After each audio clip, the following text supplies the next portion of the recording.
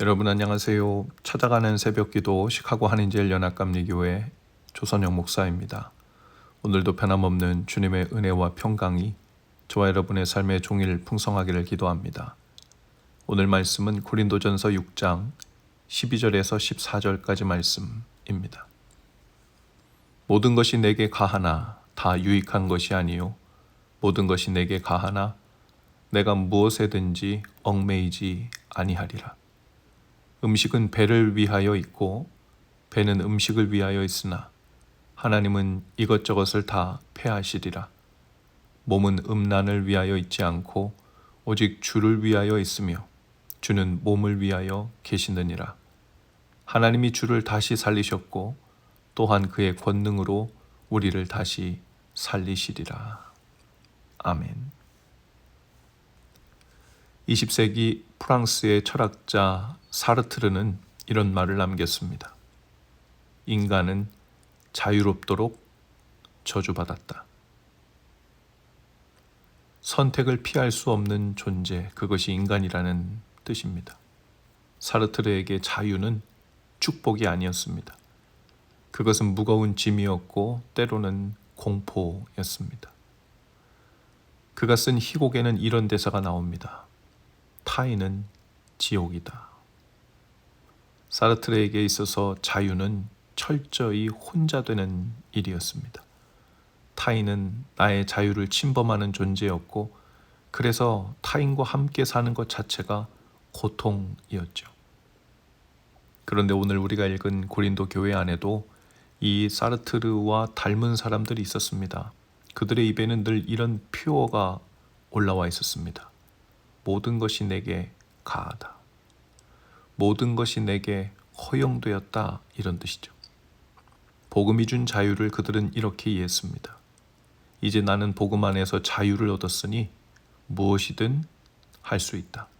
아무것도 나를 제한하고 묶을 수 없다. 그것이 하나님이 내게 주신 자유다.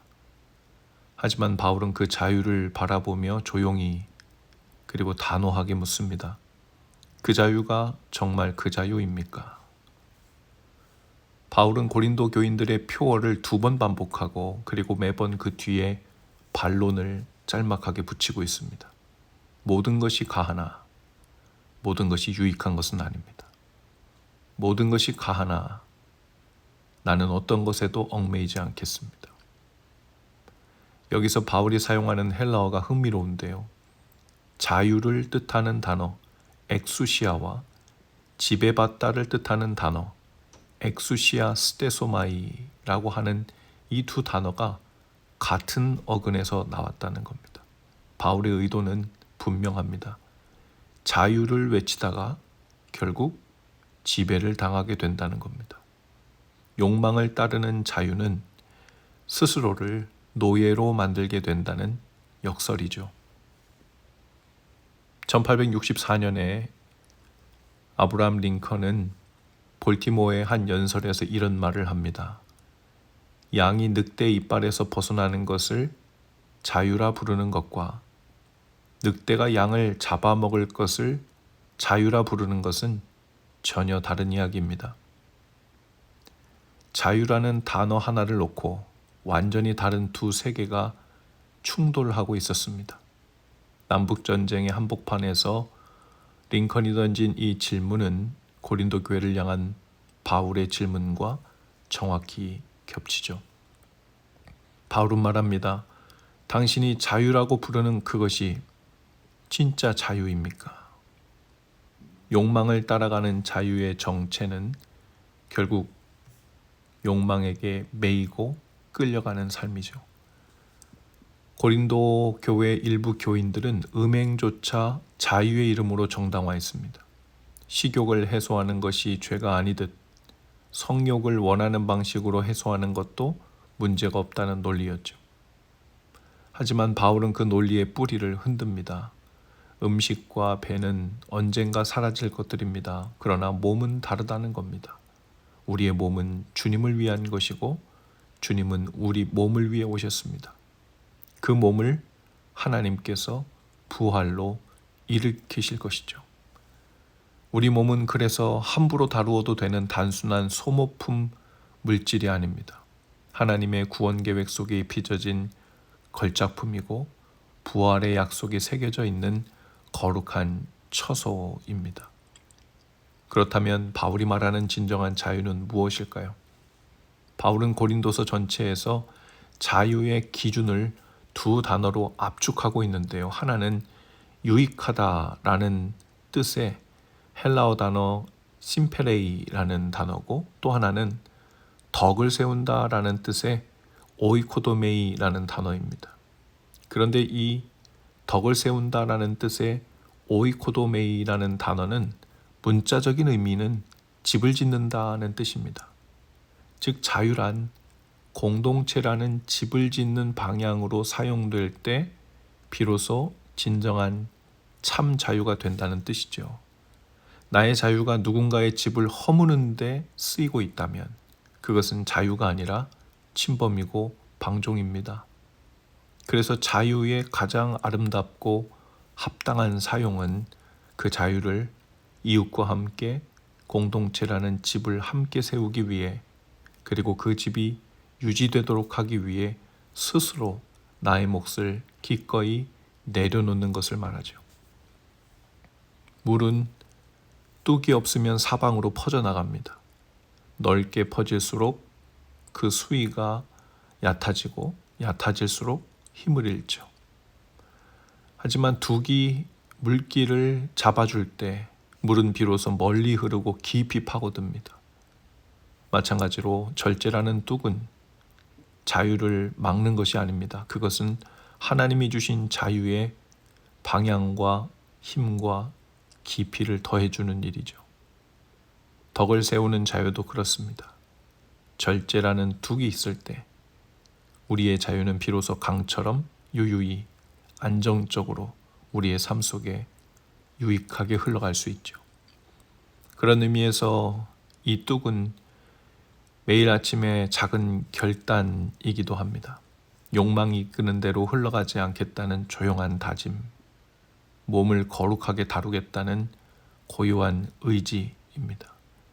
그 결단의 바운더리 안에서 하루가 만들어지고 그 하루가 모여서 그리스도를 닮은 한 사람의 품성이 되죠.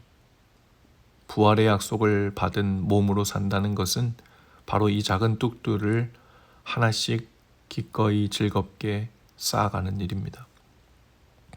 또 가정에서 이 뚝을 세우는 일이란 서로를 향한 배려와 존중이기도 합니다. 나의 자유가 가족 중 가장 약한 사람에게 상처가 되지 않도록 나의 권리를 주장하기 전에 함께 세워갈 집을 떠받치는 쪽으로 나의 자유가 사용되는지를 살피면서 먼저 상대 얼굴을 바라보는 것이죠. 역설적이게도 가정이라는 집은 서로의 자유를 내려놓는 손들로 인해 함께 쌓아 올려지죠. 교회라는 공동체에서의 뚝도 그렇습니다. 사도 바울이 꿈꾸었던 믿음의 공동체는 각자의 자유가 모여 서로를 세우는 곳입니다. 내가 옳다고 생각한다고 해서, 내가 좋다고 생각한다고 해서 모두 행하지 않고 형제자매에게 유익이 되는지를 먼저 묻는 곳이 교회이고 참 자유가 행해지는 곳이죠. 마치 고딕 양식으로 지어진 성당의 아치가 서로를 힘껏 밀어냄으로써 수백 년을 버티고 있듯이 우리는 서로를 향한 절제와 사랑의 긴장 속에서 가장 높이 안정적으로 튼튼하게 세워지고 있는 것이죠. 이것이 교회입니다. 사르트르는 자유를 저주라고 했습니다. 타인을 지옥이라고 했습니다.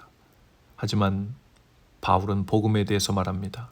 자유는 저주가 아니라 선물이며 타인은 나를 귀찮게 하고 힘들게 하는 지옥이 아니라 내가 덕을 세워야 할 하나님의 사람이고 함께 공동체를 세워가야 할 동료라는 것이죠. 오늘 우리에게도 주 안에서 자유가 주어졌습니다. 그 자유를 우리는 어디에 무엇을 위해 사용하시겠습니까? 욕망을 따라 사방으로 퍼지는 물이 되겠습니까? 아니면 절제 뚝을 세워 멀리 흐르는 강이 되겠습니까? 주님은 우리 몸을 위해 오셨고 우리 몸을 부활로 일으키실 것입니다.